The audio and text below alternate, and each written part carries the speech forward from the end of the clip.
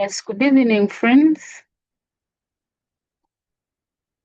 Let me pray that we are all well and our day has been good so far. So today we are going to handle another standard. We are going to handle another standard, and it's IAS 40, investment property. IAS 40, investment property. So investment property is kind of related to property, plant, and equipment. That's why we are handling it immediately after the other so that you can be able to differentiate between those two standards, because it's very easy for you to confuse the two. And also, very often, transfers happen from either a transfer from property, plant, and equipment to investment property, or a transfer from investment property to property, plant, and equipment. So let's move ahead and look at the outline for our session today. So we shall have the introduction and definitions, of course, as usual. For every standard, we go through the introduction of that standard and its definitions of the key terms that are in that standard. Then we shall look at how do we recognize assets under investment property. Then also, what measurements do we use? Then we shall also look at instances of transfers.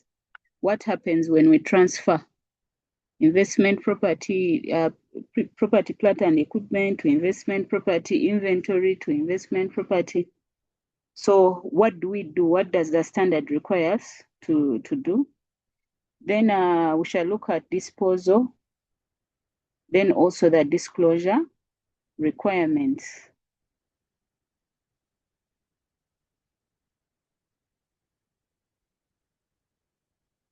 So let's look at the key definitions.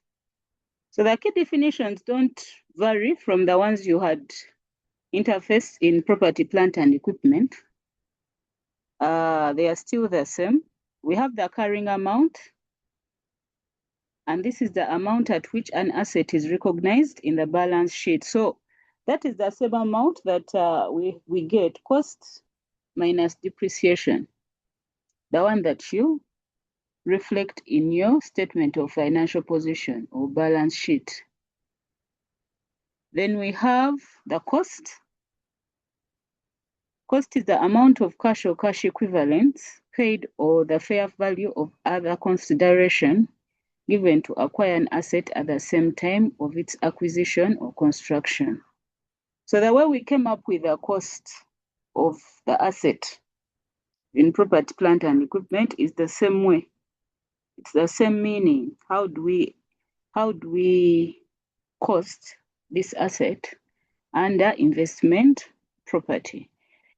In a case that you have just given it up or exchanged it with another, the cash equivalent or fair value is put into consideration. Then we have fair value. Fair value is the amount for which an asset could be exchanged between knowledgeable, willing parties in an arm's length transaction. So whichever amount is decided between two or more parties, arm's length, which means fair, arm's length transaction, that is the fair value of that asset. Fair value is also termed as market value. It's also sometimes or termed as market value. So we have carrying amount, cost, fair value. Then we have investment property. Investment property is property, land or building, or plan or part of a building or both, held by the owner or by the lessee under a finance lease to earn rentals or for capital appreciation or both. So basically, investment property has to be land or building or part of the building. You can have part of the building. For example, you have a storied building and some floors are for investment property and others are for their owner occupied. Or you can have land, part of it is rented out and part of it is owner occupied. So that is that first statement of the property, land or building or part of the building or both, held by the owner. So it has to be, there has to be ownership of this person claiming to own, rather to have that property. It is not supposed to be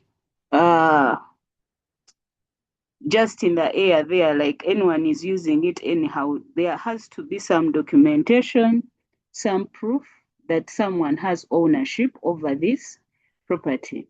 Or by a lessee, someone can lease out under a finance lease to earn rentals and for capital appreciation or both. So basically, if what you need to note here is this property has to be to earn rentals or for capital appreciation. Capital appreciation can be you're keeping your land so that the value of the land can go up and you sell it later maybe. But you're not particularly dealing in inventory or something like that. You're not in real estate, okay? But you're keeping that property to appreciate over time and you can sell it off later. So rather than for, so this is what investment property is not. Use in the production or supply of goods or services for administrative purposes, or sell in the ordinary course of business. So here in A, where it is used in the production or supply of goods or services or for administrative purposes. This is Property, Plant and Equipment IAS 16. This is scenario A. Then sell in the ordinary course of business. This is IS2 inventory. So the definition is trying to differentiate these standards for you, okay? So what does owner-occupied mean, owner-occupied property?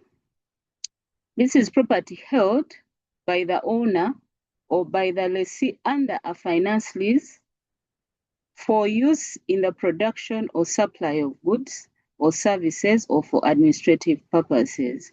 So owner-occupied, it means the owner of this property is using it. They themselves are using that property either for administrative purposes or supply of goods or services. They are not renting it out. They are not giving it out to someone else to earn. So any scenario where you detect that maybe these guys have kind of given out this property to earn something, then it ceases to be owner occupied. Ceases to be owner occupied. So just summarize for you. Let me try to summarize for you this information. Try to summarize for you this information.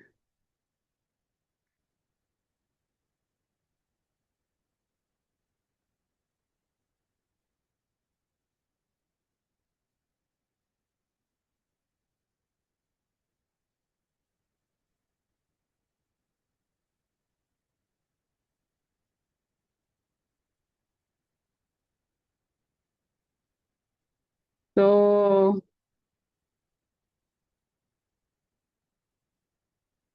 or I can just give you examples. We can say investment property, IAS 40. Investment property, properties. Properties.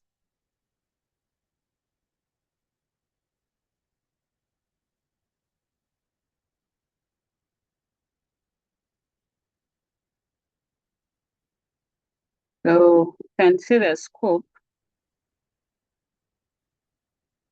We are looking at land or buildings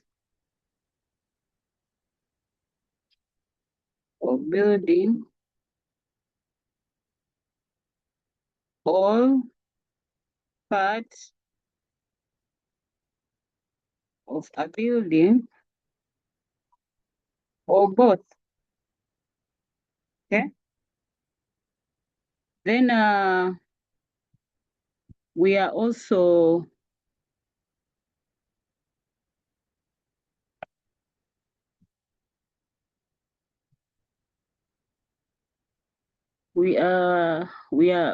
recognizing that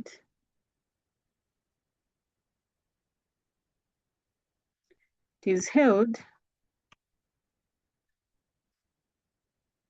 to earn rental income or for capital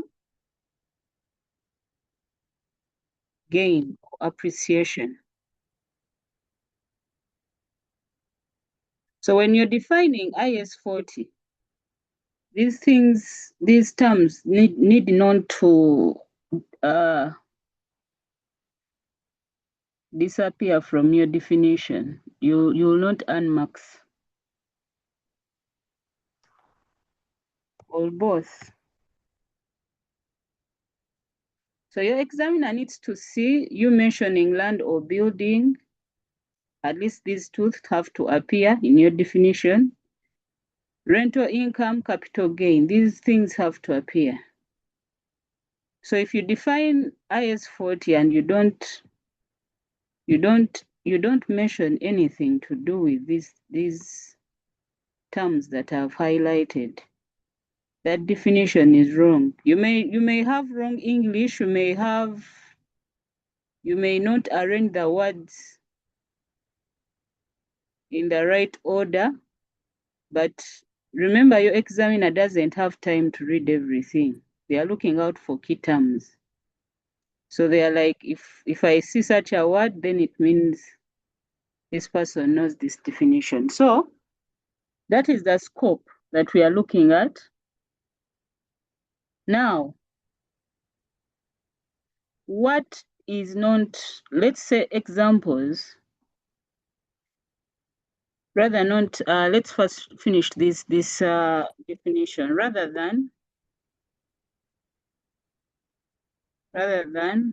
for.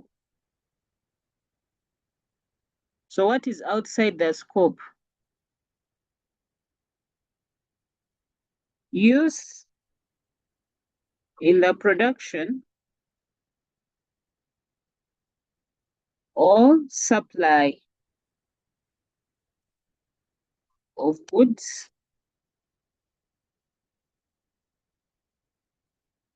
services.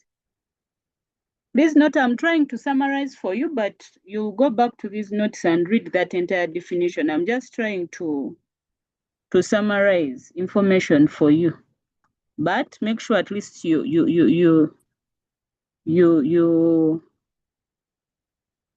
read that entire definition and understand it. Or for administrative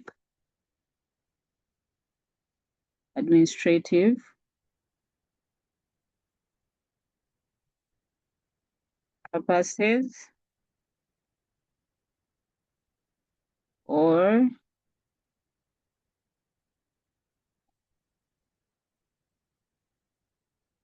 sale in the ordinary course of business.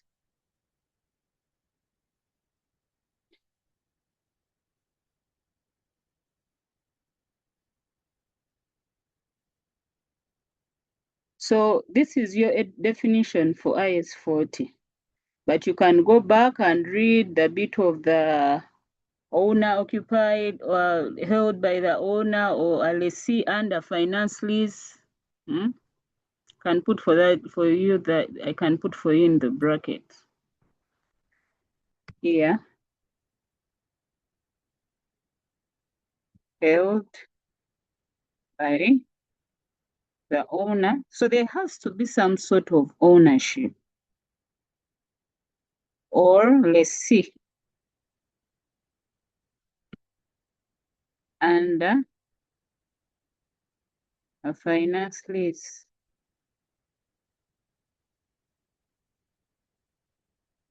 Okay.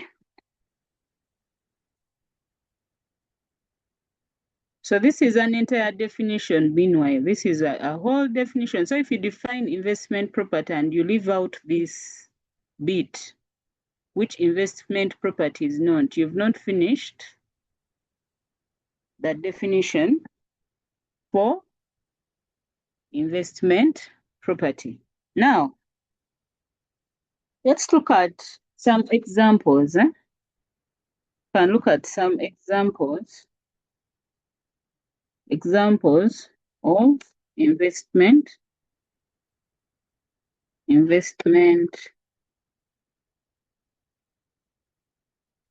property.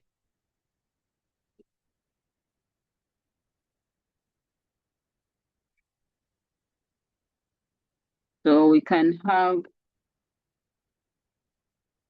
land held for long-term capital appreciation rather than short-term sale in the ordinary course of the business. So, like I gave you an example, a company can buy land and they keep that land just to make sure that it appreciates over time, and they sell it after some time. They are not dealing in real estate per se. So the people who deal in real estate are the ones that hold land for short term sale in the ordinary course of the business, because they acquire to sell like that. It's not very beneficial for them to acquire land or buildings and they don't sell them off. For them, they just want to make whatever little money they can make out of it and go to the next property. So we have land held for current and determined future use. So these guys might have some good money and they acquire land, but they are not yet sure of what they are going to use that land for. So it is just there. So in normal sense, that land is also appreciating, even if they are not like really, they are not using it. Their aim is not to gain any income out of it. But we know when land is there, it grows in value. Whether it is you're not thinking about you're not thinking of it, you're not even paying attention to it. Whether there are bushes growing in that land, it is appreciating over years. So land held for current and determined future use. So if you're dealing with maybe a client or at your workplace, and they have some properties that they even don't know what they are going to use that property for. They are not planning to build there. They don't have any plan. It falls under investment property. A building, remember they are not using it, so there is nothing to do with owner use. It is just empty. It is a space there, unused space. A building owned by the entity or held by the entity under a finance lease.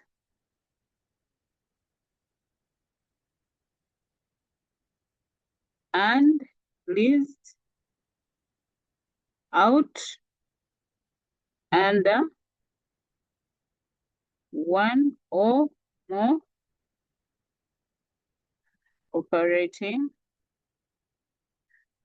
leases. So we are going to look at this standard of leases. It is quite an interesting standard. It's one of the most recent standards.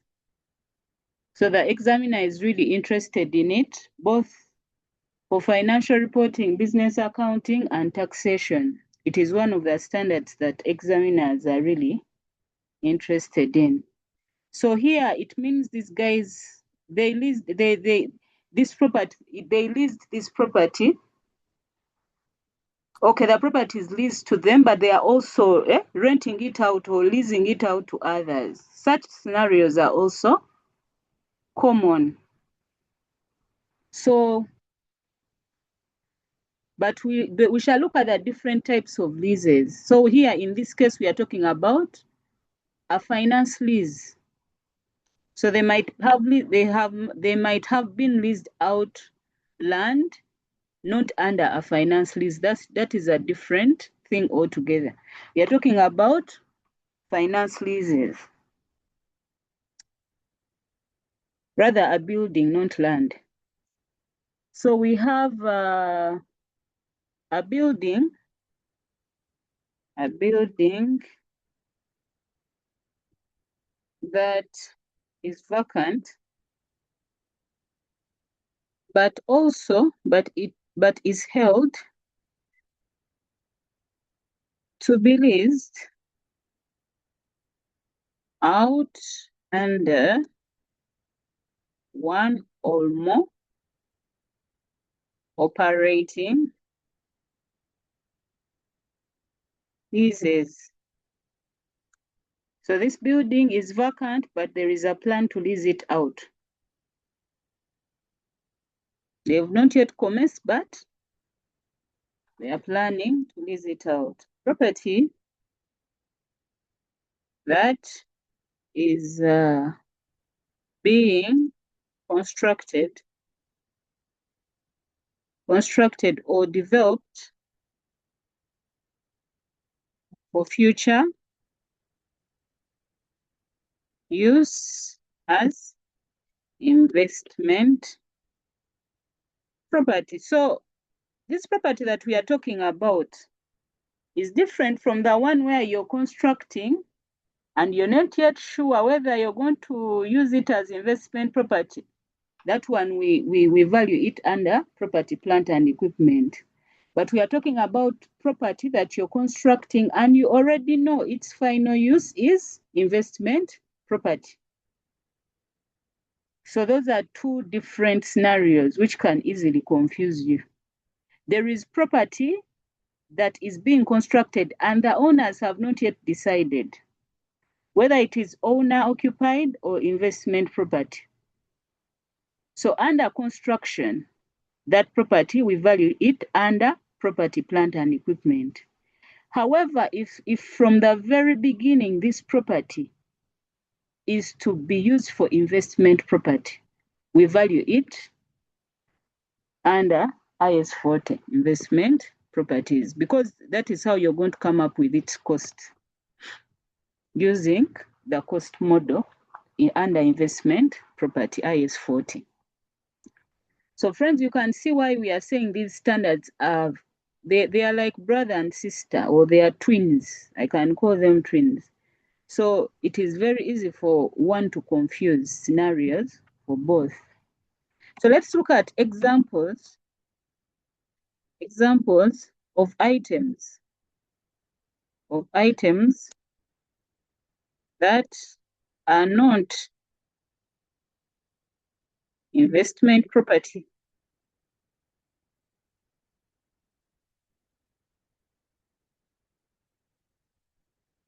These items that are not. So we have property intended for sale in the ordinary course of the business or in the process of construction or development. For such sale, such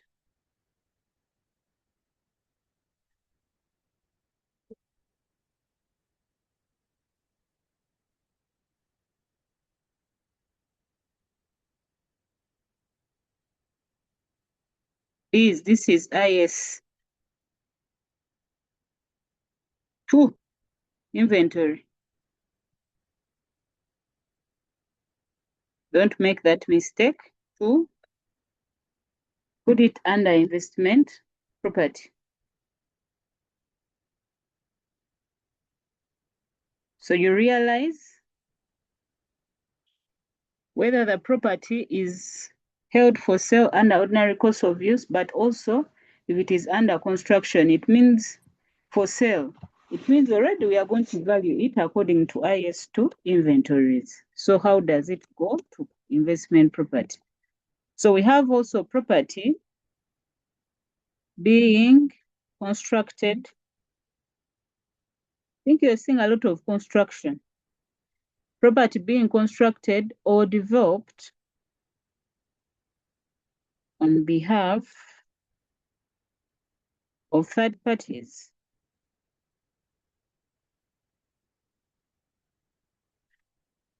This is something else we shall look at. This standard is, I think it will be under income. Yeah, it means you're in construction business. So if you're constructing this property on behalf of third parties, it's not yours. It's a completely different standard. Then owner, definitely owner occupied.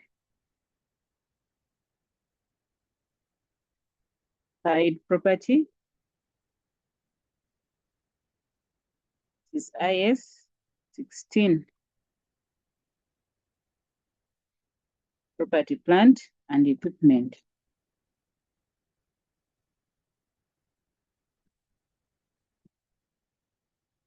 Then we have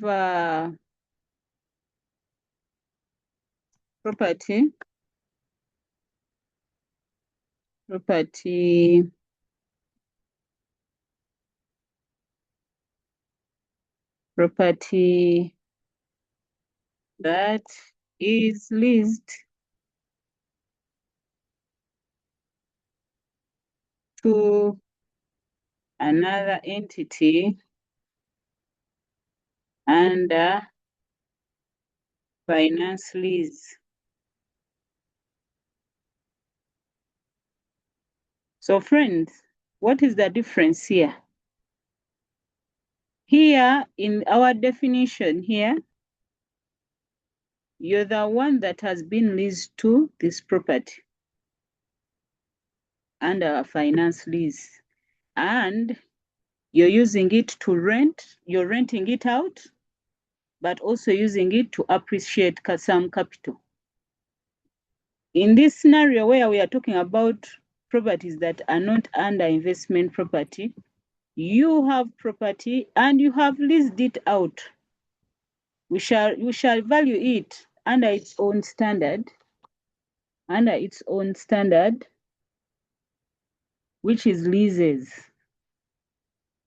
Okay, it's an entire standard. It's an entire standard. IFRS 16 leases. So we shall look at that standard. So these are things that you need to note. The examiner can ask you directly to give these examples, but most so, you need to understand these examples because in the scenarios that will be presented to you, these are the scenarios the examiners is going to be playing around with to test your knowledge of investment property. Where do you draw the line between investment property and other standards? Because there is nothing so much to examine about this standard apart from its interference in other standards like IAS 16 PPE and IAS 2 inventory. Those are the most common ones. So they'll bring you scenarios where you have to differentiate, you have to pick out situations where the asset is under investment property or it is falling under a different standard. Because now we are going to look at the recognition measurements. They are quite similar with property, plant and equipment, and somehow similar also to inventory. So hopefully we are together on that. So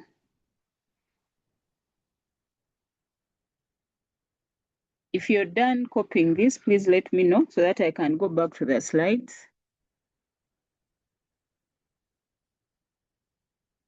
And go back to the slides, or you can take screenshots. Let me try to make this less so that I'm seeing it's a little small for some to see. But in case someone wants to take a screenshot, please, you can take a screenshot of that.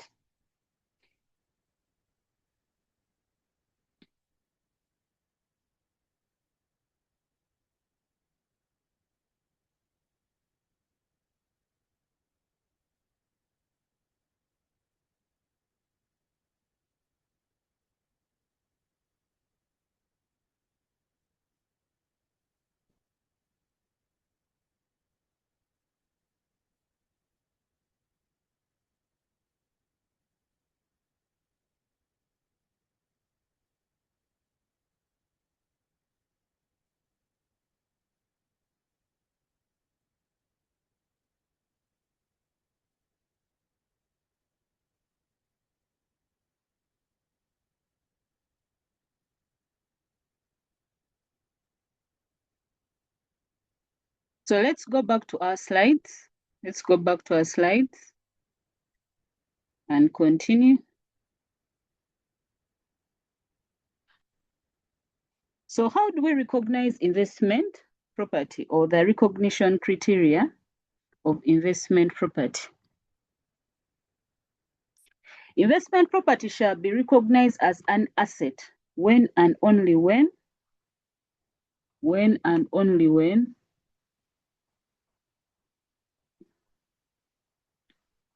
it is probable that future economic benefits that are associated with the investment property will flow to the entity, and the cost of the investment property can be measured reliably. So these two conditions must be fulfilled for us to recognize an asset under investment property. Number one, that the future economic benefits that are associated with the investment property will flow to the entity. We are not having an outflow. If it is an outflow, it is a liability. So it qualifies to be an asset, and an asset under investment property if we have any economic benefits flowing towards the entity. Then the second one is, can we measure that cost of that asset reliably? Can we measure it reliably?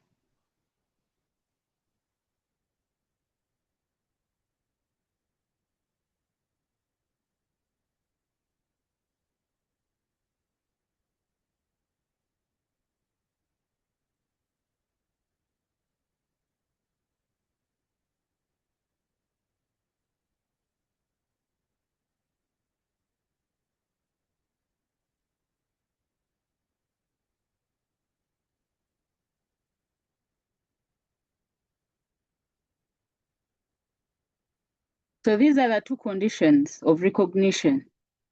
So how do we measure? How do we measure?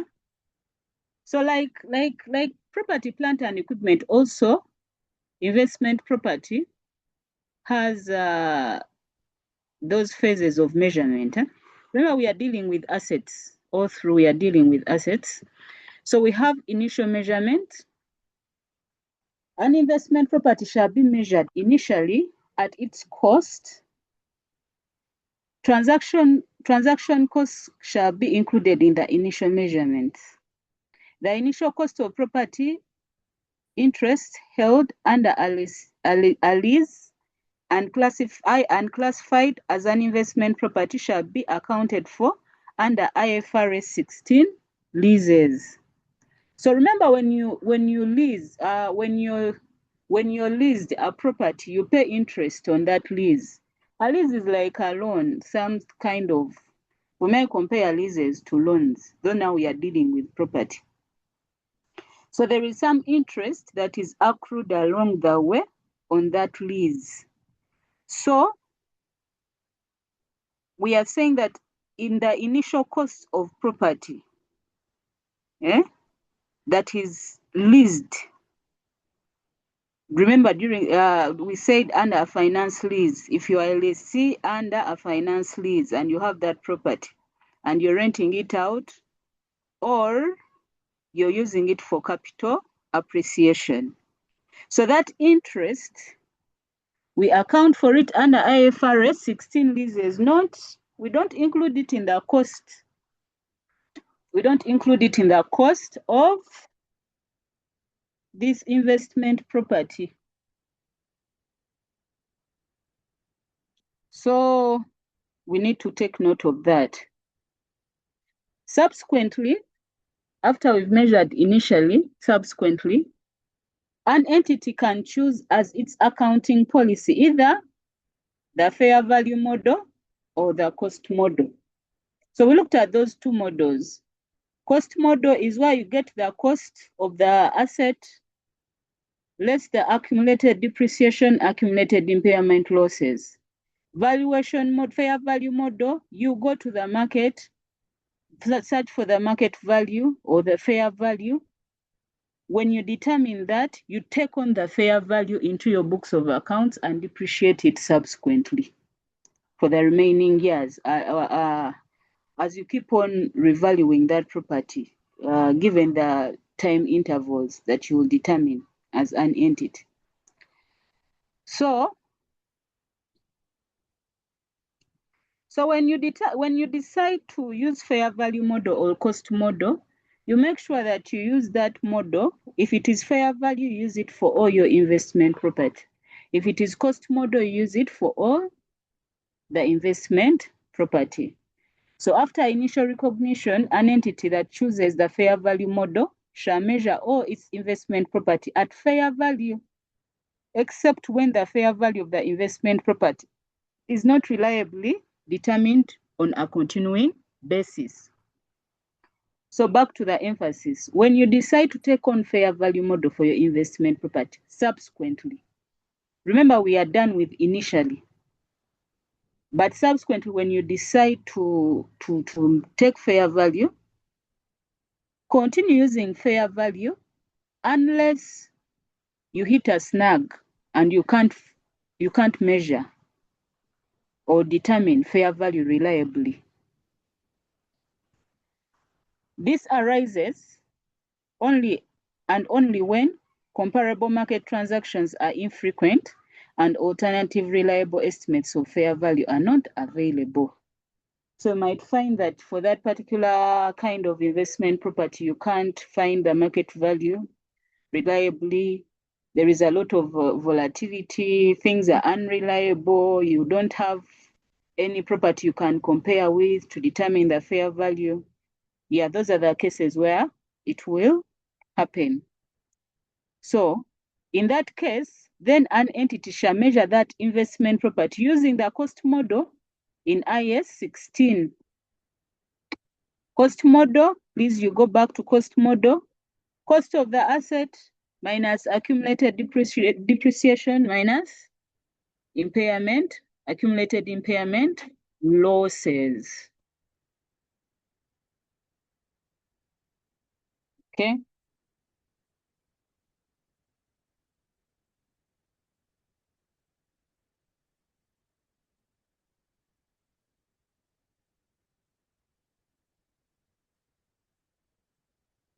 So the residual value shall be assumed to be 0. If you remember, for your financial accounting and business accounting, we looked at during the non-current assets, measurement of non-current assets. We talked about residual value. Remember, when you're depreciating an asset, you get its cost minus the residual value and depreciate that asset over years. So the residual value shall be assumed to be 0, which means we take the entire figure. We don't consider any residual value. So the entity shall apply 16 until disposal of the asset. So if an entity has previously measured an investment property at fair value, it shall continue to measure the property at fair value until disposal.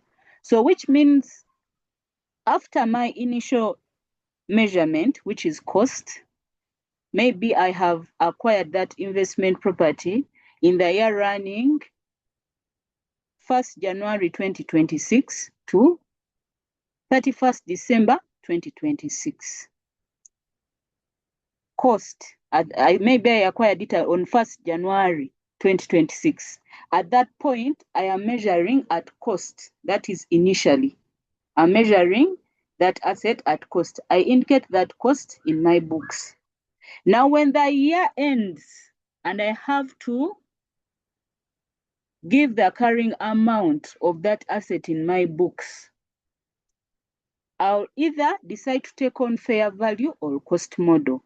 So now, if I have decided to take on fair value model,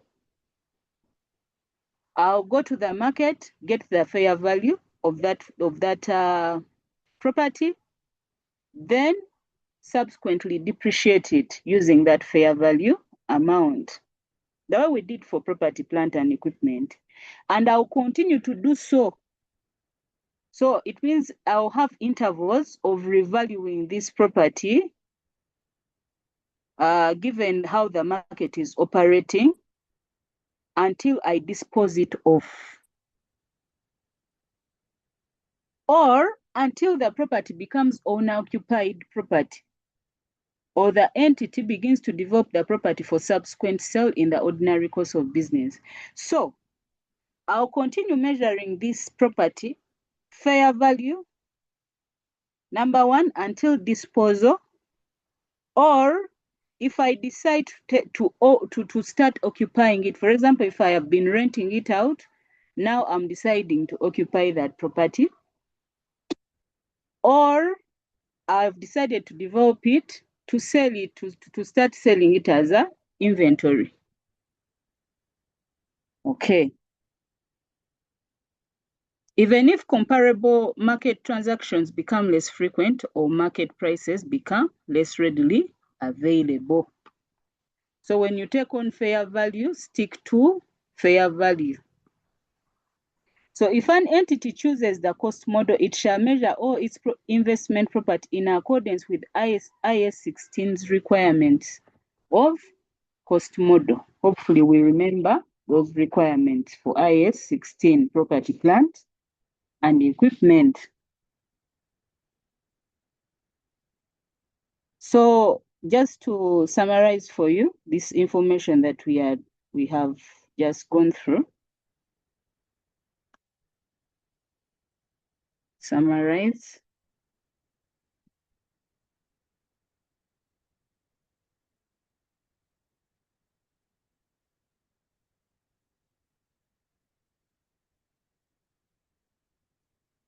So we said recognition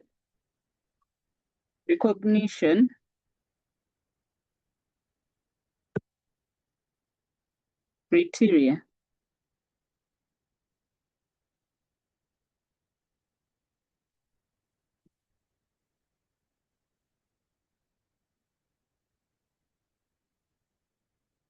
A is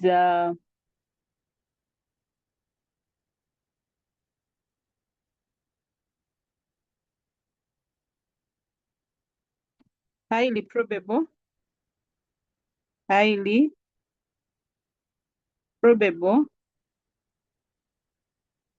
that the economic benefits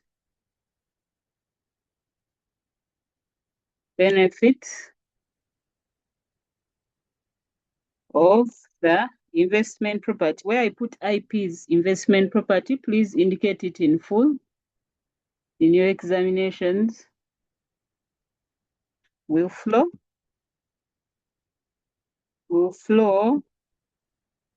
towards the entity. Then two,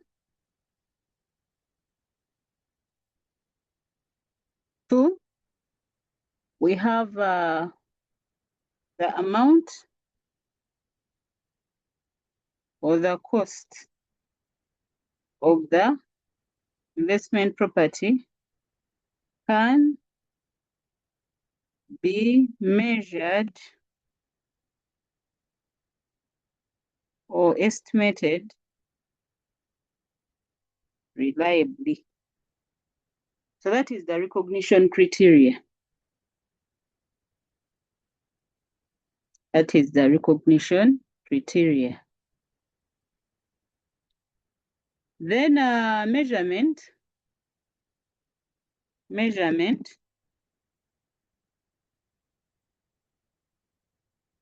We have one initial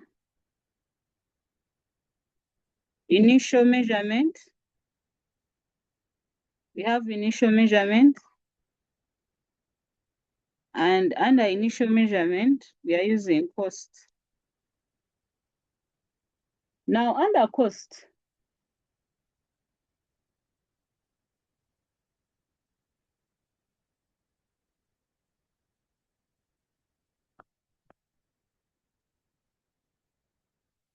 so let me just give you what is included in the cost.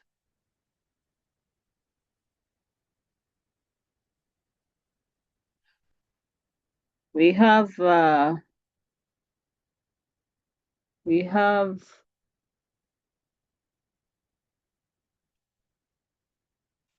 any transaction costs.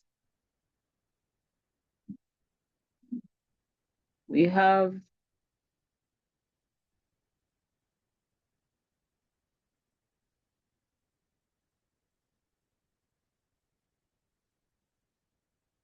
cost of purchased investment property. So if you purchased an investment property, the cost of that, the purchase cost of that property. And here we have under that, the cost of purchase, we have the price, purchase price.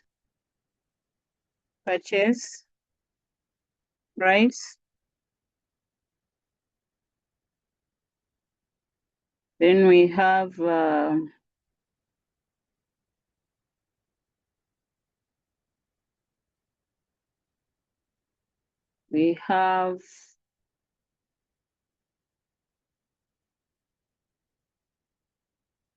any other attributable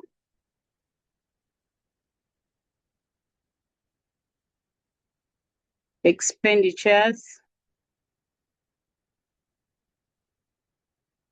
e.g., professional fees,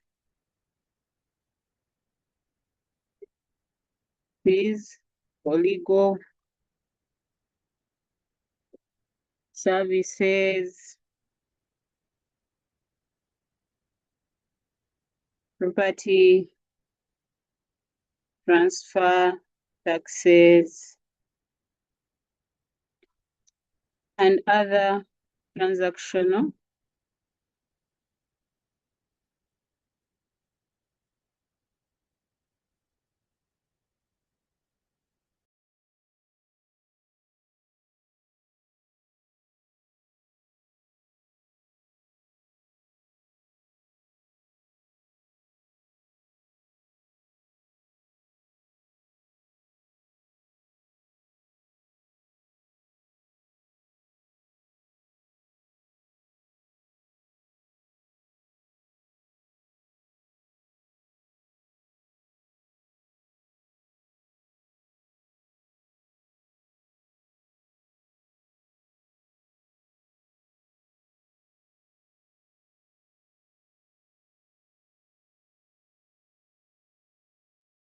So we have so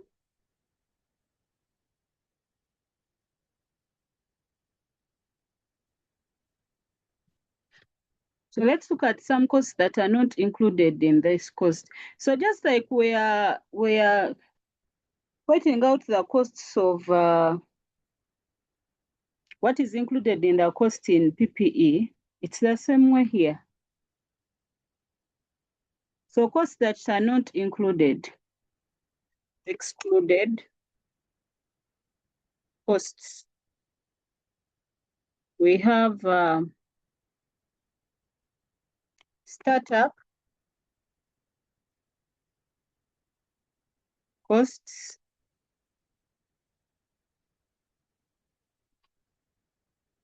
disclaimer, unless they are necessary to bring the property to the condition necessary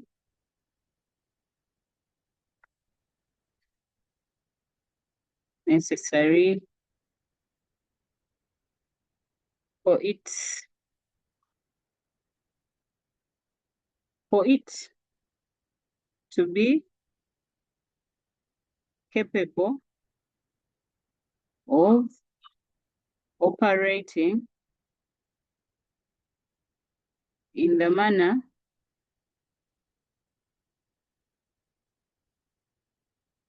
intended by management. So unless these startup costs are falling under this category, we shall not include them. 2, operating losses. Operating losses incurred before the investment property achieves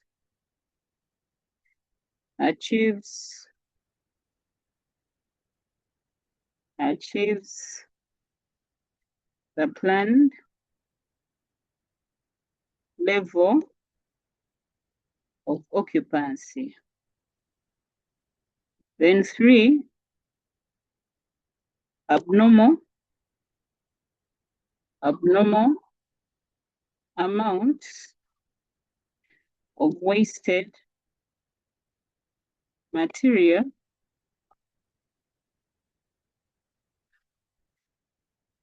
labor of other resources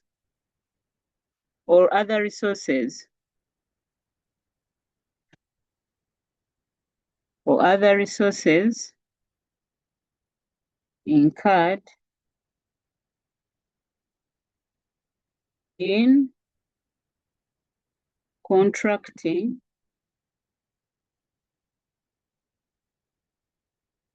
or developing the property.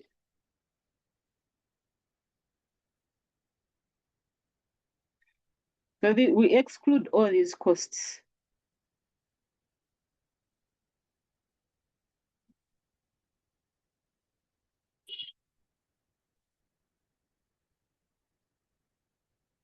So that is measurement. So this is a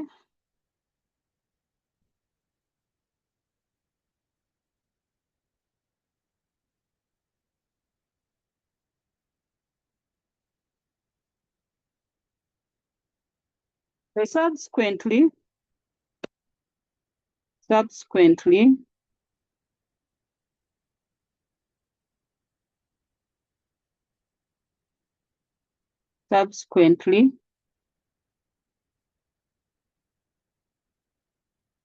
or subsequent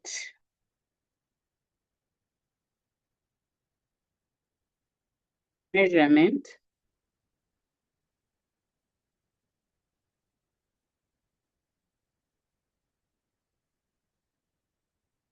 we have cost model,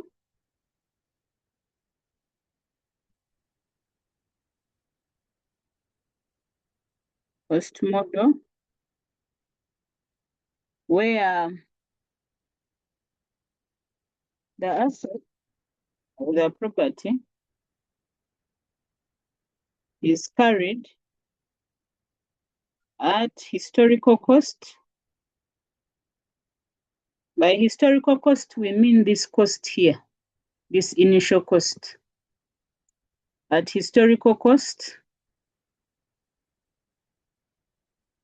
less any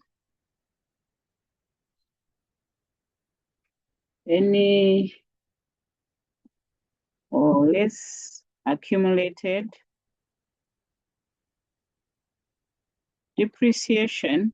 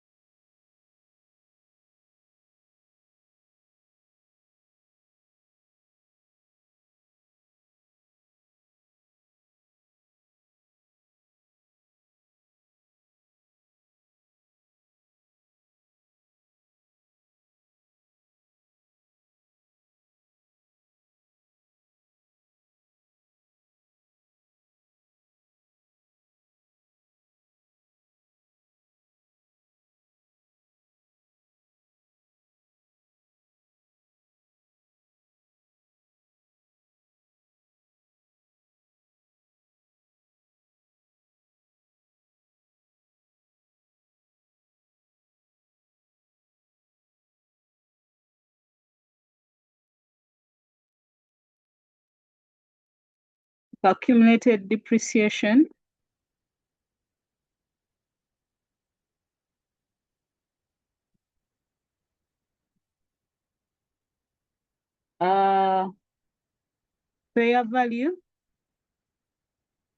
fair value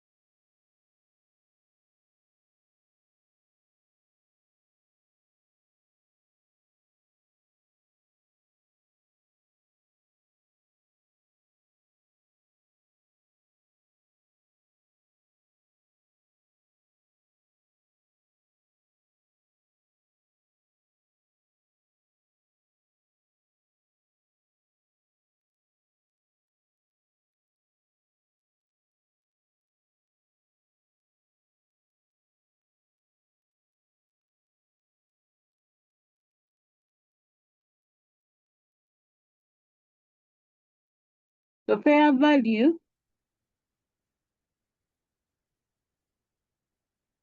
which means here the fair values of the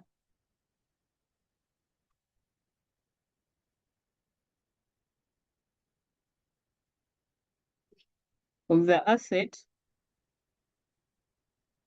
have to be have to be remeasured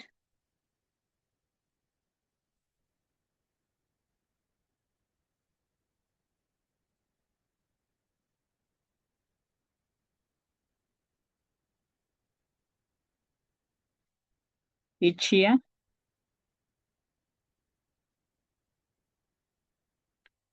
and remeasurement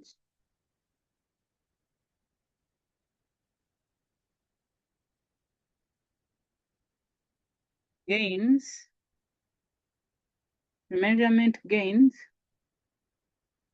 or losses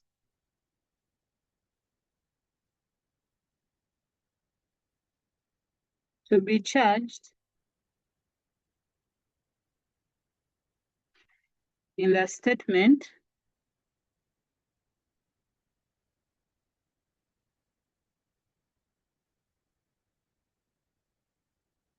of profit or loss and OCI or other comprehensive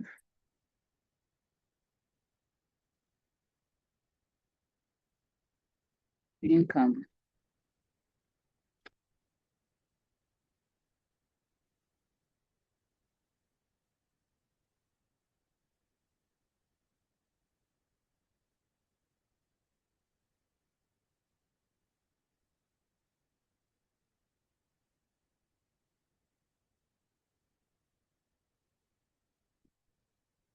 So where you measure fair value each year, okay?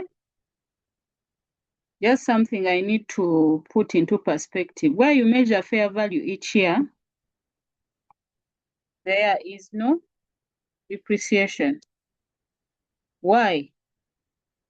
Because you're measuring according to the current market value. If you're doing it each year, unless you're telling me that you're not doing it every year, there is no depreciation charge. And once fair value model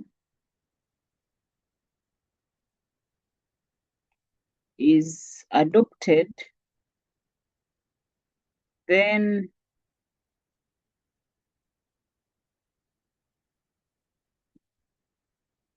it should apply to the whole class of property, plant, and equipment. But where you're not able to measure each year fair value, you can depreciate. But if you're measuring each year, there is no need for depreciation. You're just dealing with these losses and gains. The losses and gains upon remeasurement. Losses and gains under remeasurements. So since it is investment property, it is advisable that you revalue each year if you take on fair value.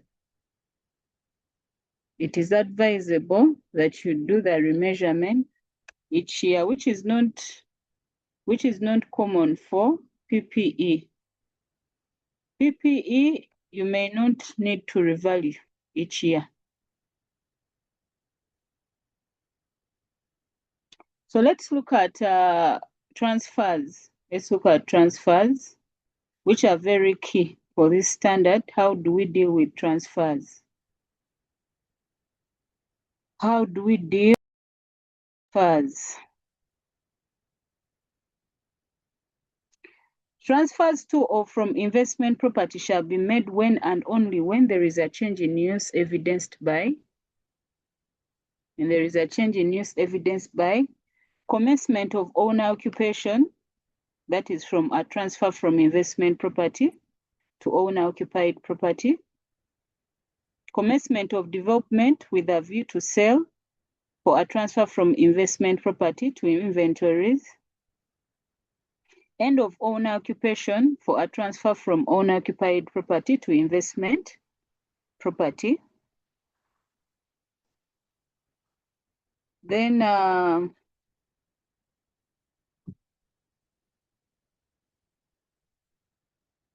commencement of lease to another party for a transfer from inventories to investment property, or end of construction or development for a transfer from property in the course of construction or development covered by IAS 16 to investment property.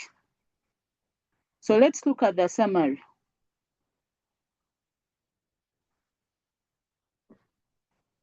When we are dealing with subsequently cost model, when do we consider cost model? When we are in transfers.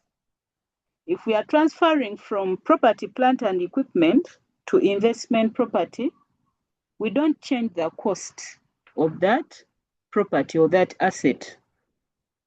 It remains the same.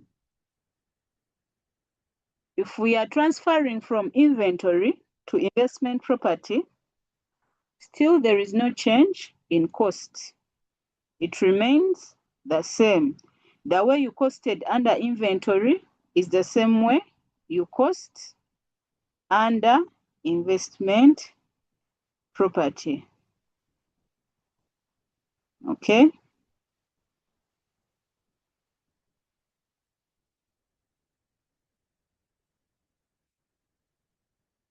Then we have from investment property to property, plant and equipment, cost remains the same. Remember that initial measurement of cost is similar for all these standards: property, plant and equipment, inventory, and investment property.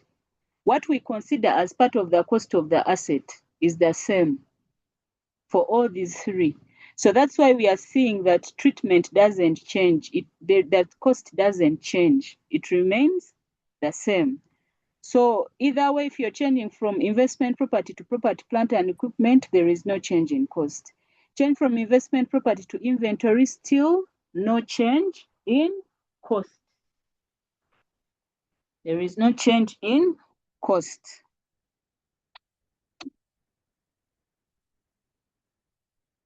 So this is when you're using cost model.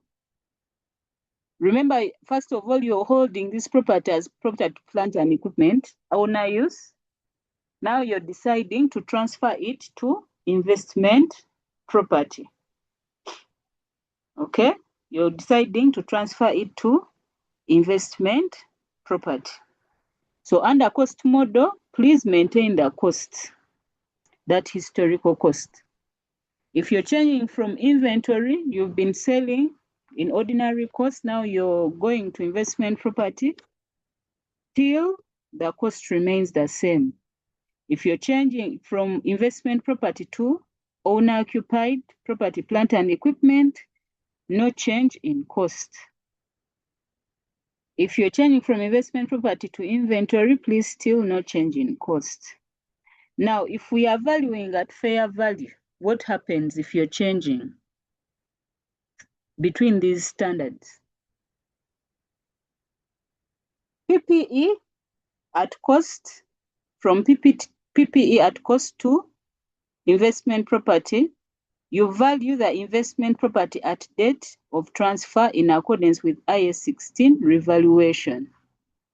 So which means if I've been holding a property, owner occupied, under property, plant and equipment IAS 16, the date I decide to convert it to an investment property, I revalue that property according to IAS 16 and take that new value.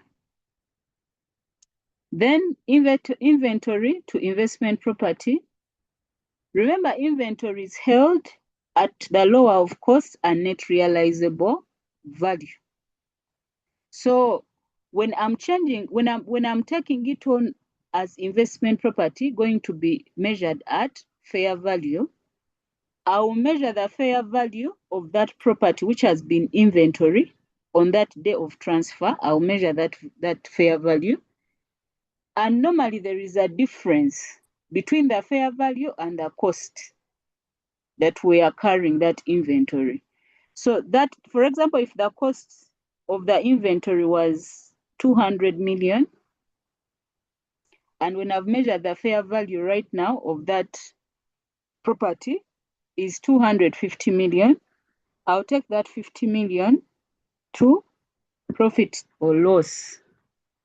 I'll take it to profit or loss. If it is a gain under OCI, other comprehensive income, if it is a loss, I'll expense it. Then recognize the investment property with a new fair value. Then if I'm changing from investment property to property, plant and equipment, there is no change in value. Remember, you're carrying investment property at fair value. If you're carrying it at fair value and now you're transferring it to property, plant and equipment owner occupied, you maintain that value, that fair value. If I'm changing it from still investment property to inventory, being carried at fair value, which is the investment property being carried at fair value, there is no change in the value of that asset. So let's look at practical examples, but also before we look at the practical examples, let's look at now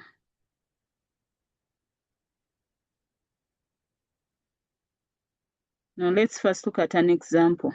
Let's first look at two examples. So we looked at this example. I had modified it, but we are going to just run through it.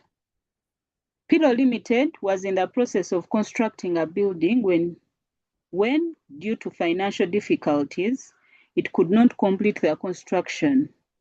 Thereof, it has the following options. Option 1, to sell the building as is. Pillow does on occasion sell buildings. Option 2, hold the building as is for capital appreciation. Then option 3, borrow from the bank and complete the building, then lease this building out to a tenant. Required, explain how Pillow Limited should account for the building under the three options above.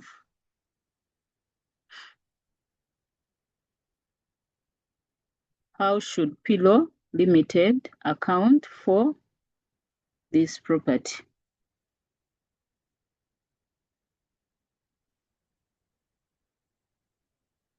So this is the same question.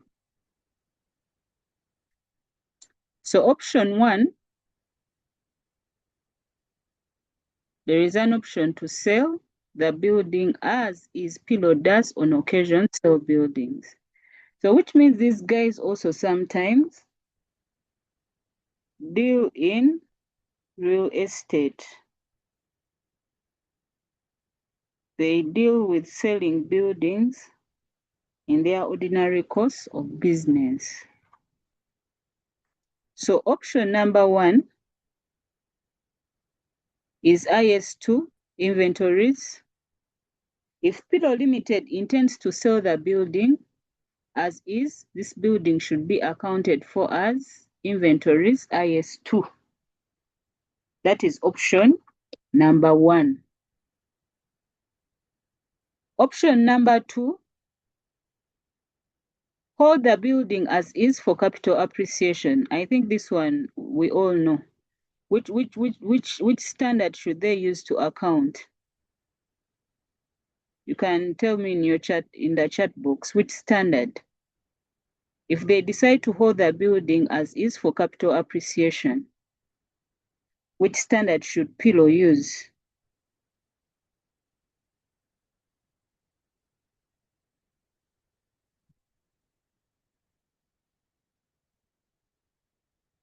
So far I have two answers, 3.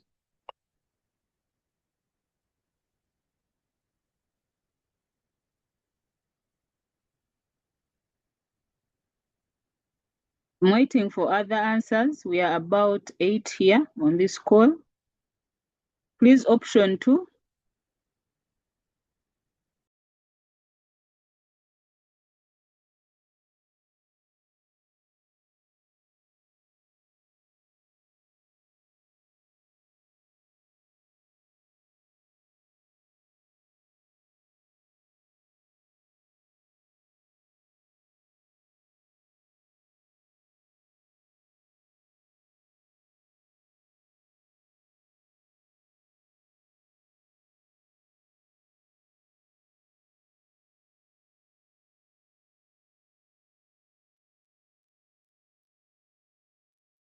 So most of us are saying IS 40. Let's see the option.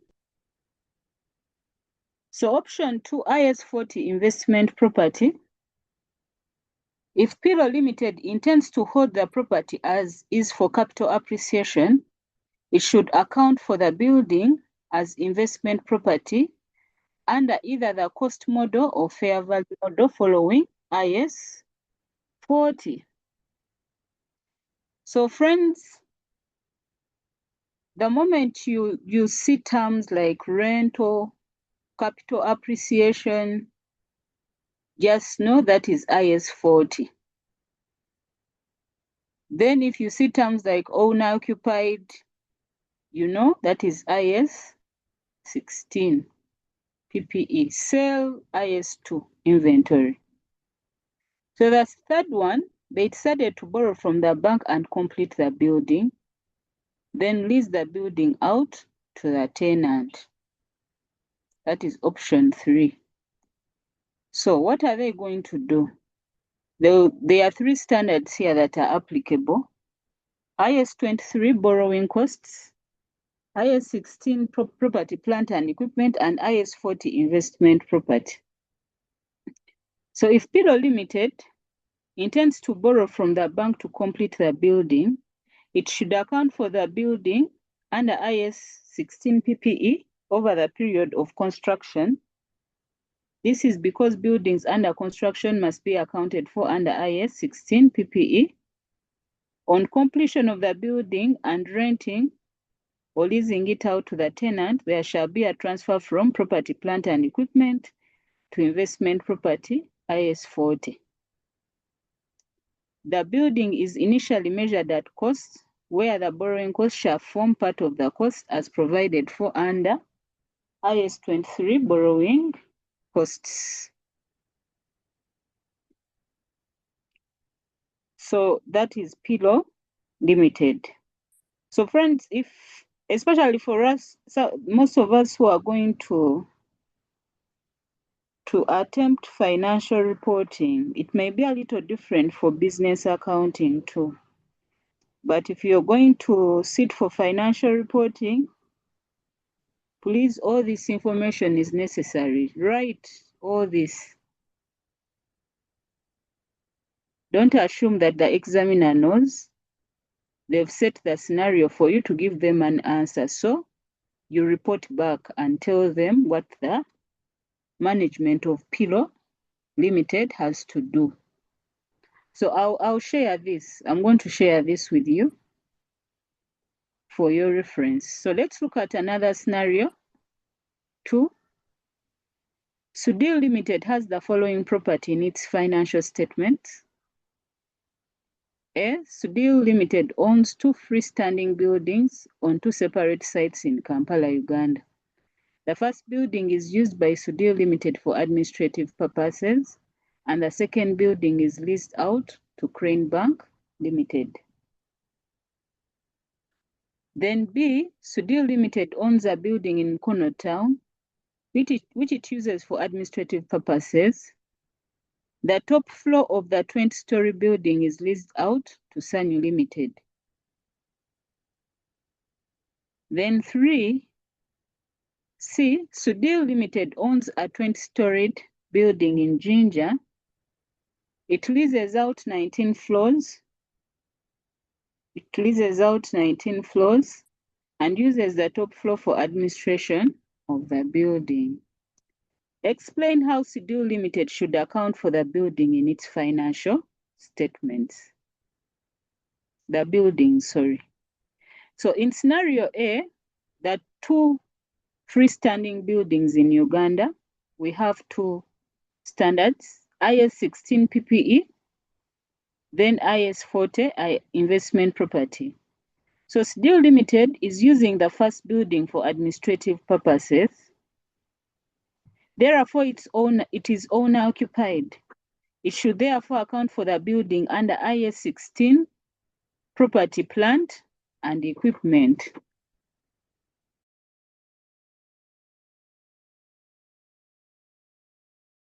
Property, plant, and equipment. So this building the word here is what? Administrative purposes. If you remember, we said that investment property is property other than owner occupied, used for supply of goods and services or services, and for administrative purposes. So it's not under IAS 40. So the second one, this one, because there were two, the second building is leased out to Crane Bank Limited. So it is leasing out the second building to Crane Bank Limited. Therefore, it should account for this building under IAS 40, investment property. Friends, the scenarios that you're going to receive, or you're going to be given,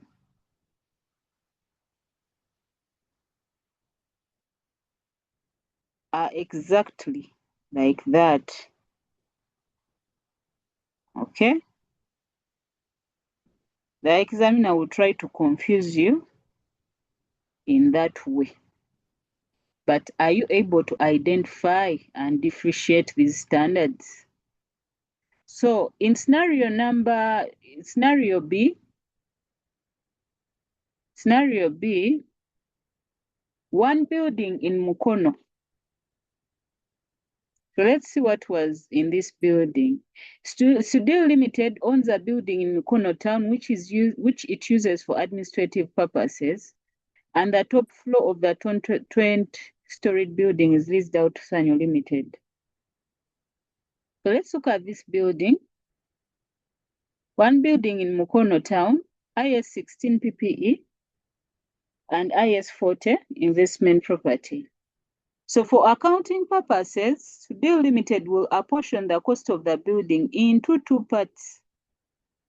The 19 floors out of 20 floors, which are used for administration purposes, will be accounted for under IAS 16, property, plant, and equipment.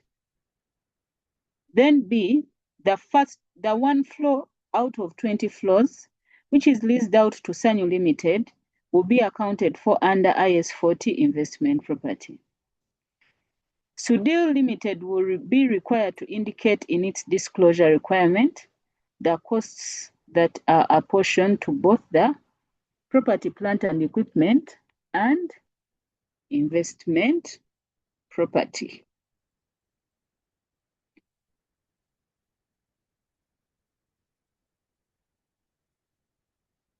So let's look at scenario C. Scenario C, one building in Jinja Town. SDIL Limited is going to account for it under investment property.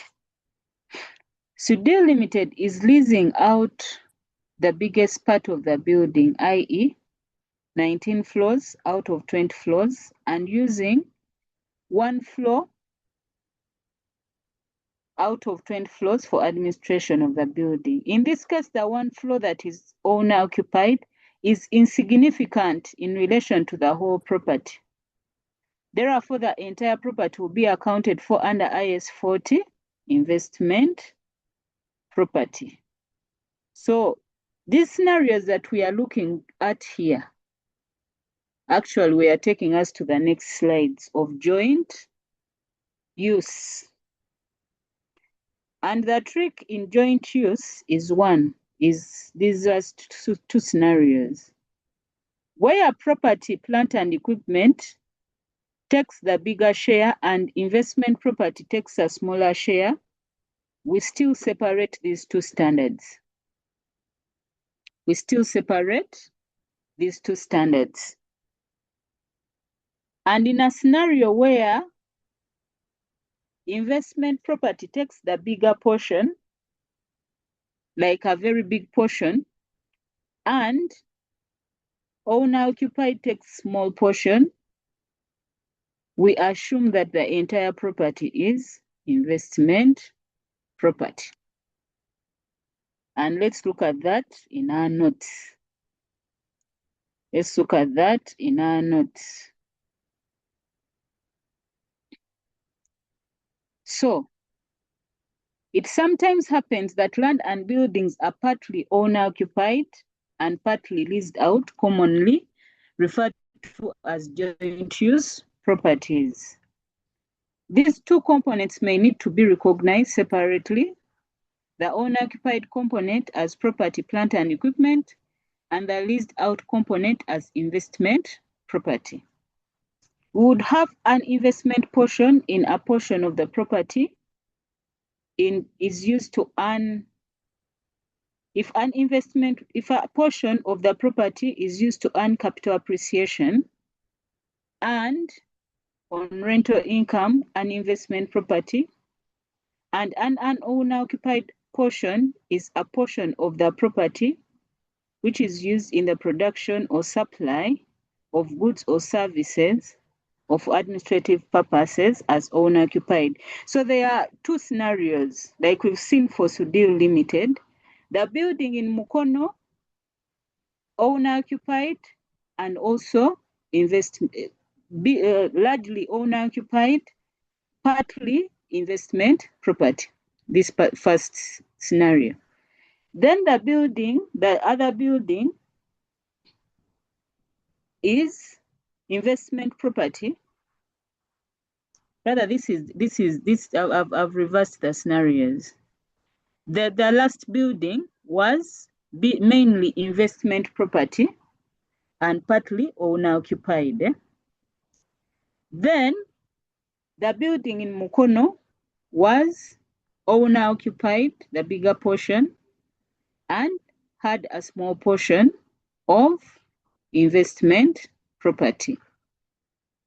So whether to recognize each portion separately is determined as follows.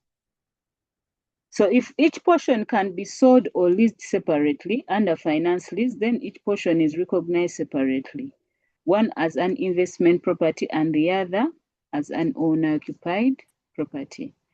If each portion cannot be sold or leased out separately, then the entire property is recognized as an investment property. If the owner-occupied portion is insignificant in relation to the whole property.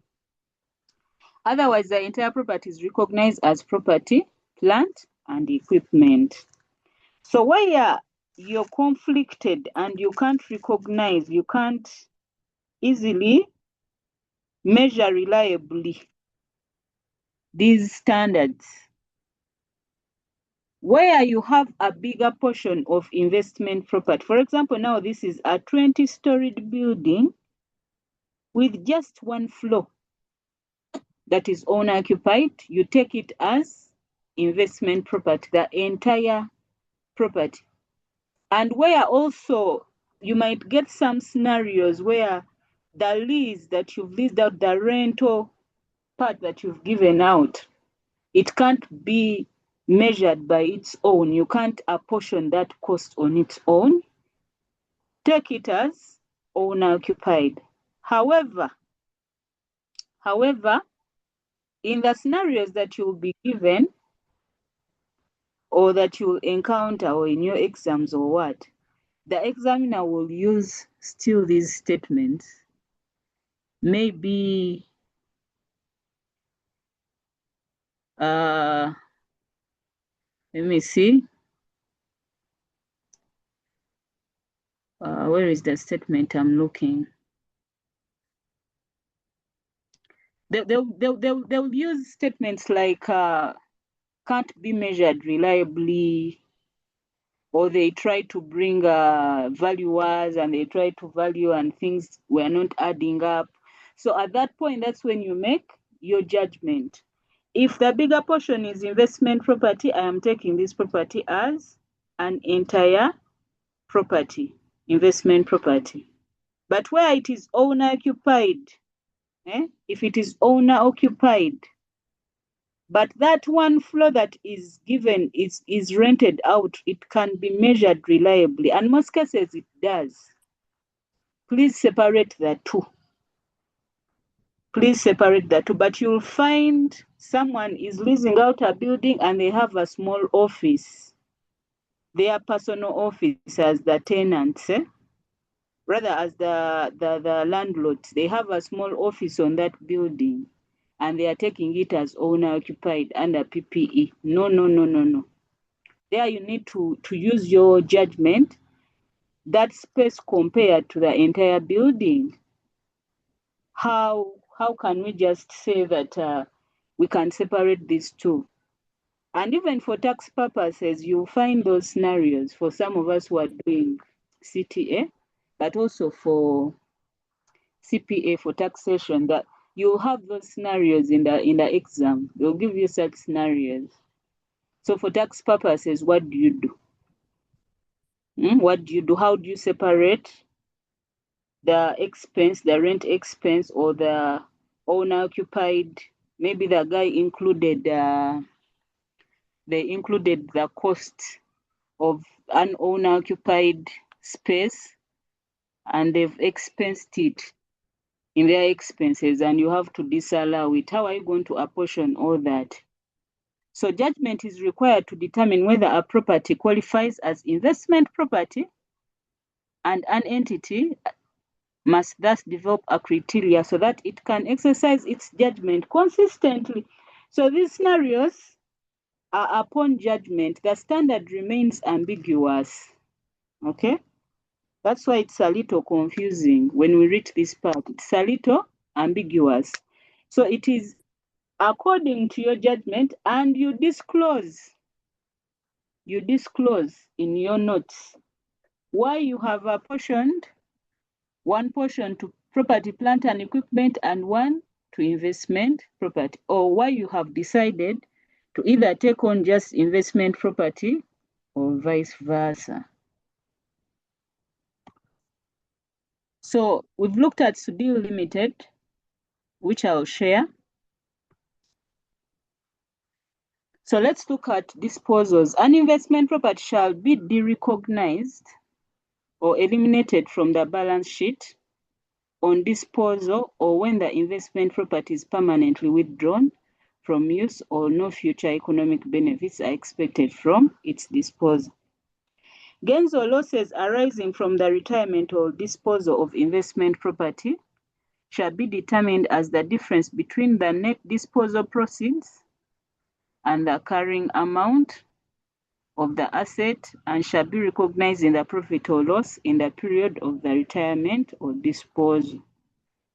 So you determine the gain or loss on disposal. Compensation from third parties for investment property that was impaired, lost or given up shall be recognized in profit or loss when the compensation becomes receivable. So what are our disclosures? Under fair value model and cost model, the entity shall disclose whether it applies the fair value model or cost model. So in your disclosure requirements, you need to tell us that subsequently I have decided to use cost model or fair value model.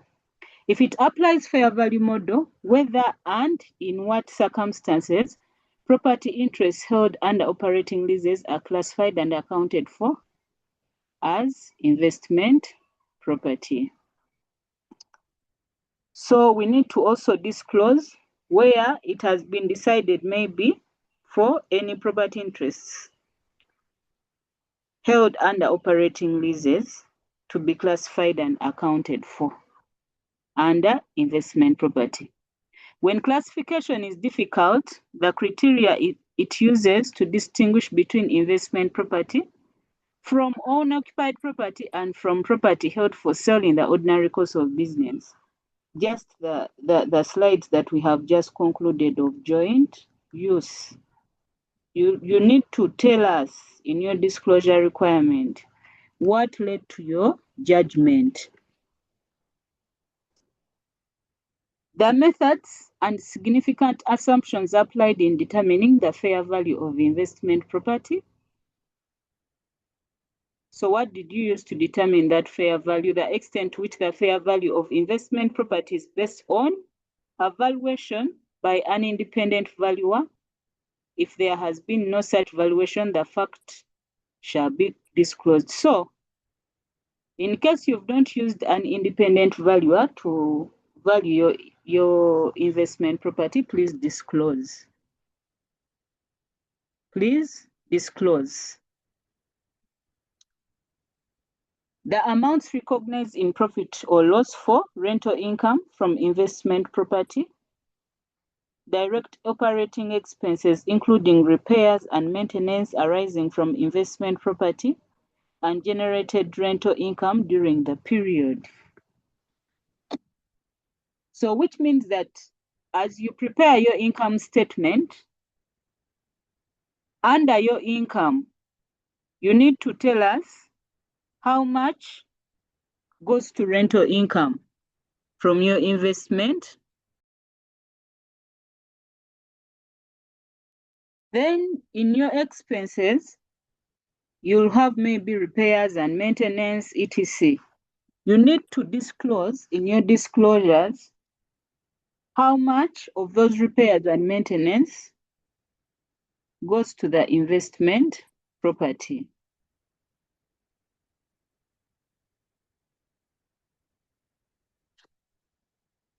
Then the amounts recognized in the profit or loss, direct operating expenses including repairs and maintenance arising from investment property that did not generate rental income, the cumulative change in fair value recognized in profit or loss or on sale of investment property. So if there are any losses or gains as you continue to determine the fair value, please disclose. The existence and amounts of restrictions on the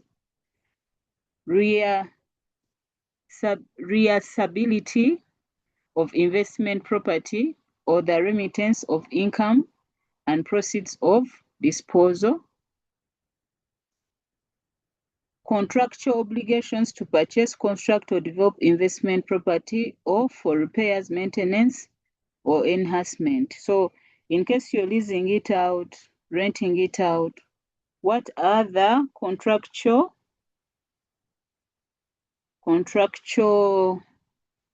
obligations that you have maybe towards your tenants?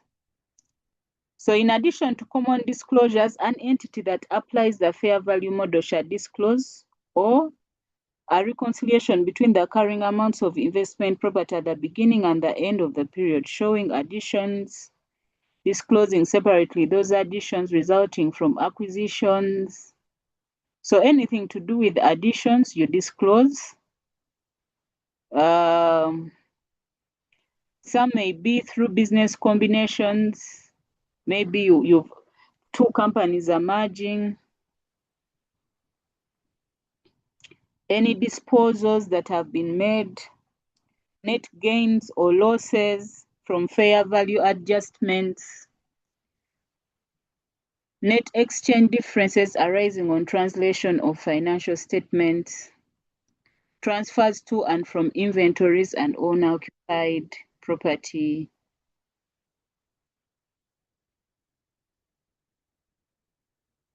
And when a valuation obtained for investment property is adjusted significantly for the purpose of the financial statement, the entity shall disclose a reconciliation between the valuation obtained and the adjusted valuation included in the financial statements, showing separately and any other significant adjustments. So any adjustments we need to disclose.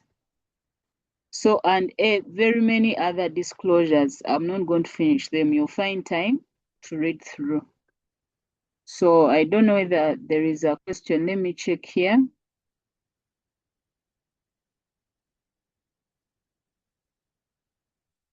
Paul, can you please expound on that question?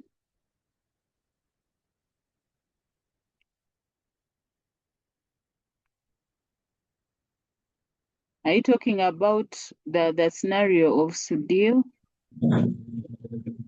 All right, thank you. I was wondering if we are given a scenario where 20, 20 floors are being used for investment property, and then the 10 is taken up for owner occupied. How do we consider that? Do we still look at owner occupied or PPE as insignificant, or we value it differently? Definitely there you have to value differently, because the it's almost the ratio is what? 1 to 2 or 2 to 1. It's big, eh? So we are looking at a very insignificant, for example, in this case, it had only what?